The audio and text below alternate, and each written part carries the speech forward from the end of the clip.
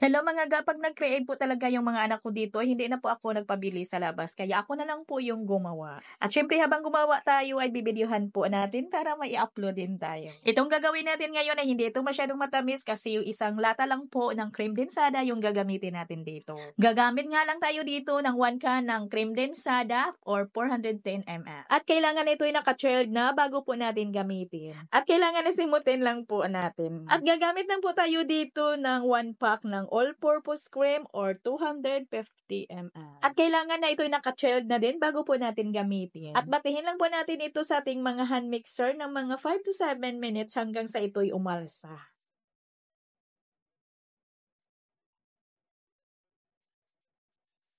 At pag ganito na po yung consistency niya, mga guy, okay na po ito. At dito hatiin ko lang po yung ating cream kasi gagawa po tayo dito ng dalawang flavor. At itong plain po natin ay lagyan ko po ito ng 2 cups na marshmallow. Mga maliliit lang po talaga ito na marshmallow.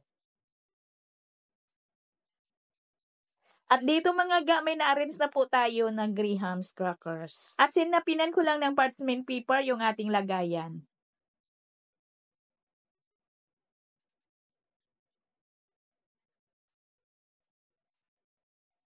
At ito namang isa na hinati natin ay lagyan ko po ito ng chocolate flavor. At haluin lang po natin ito until well combined at ganun din mga ga, lagyan ko din ito ng 2 cups na marshmallow.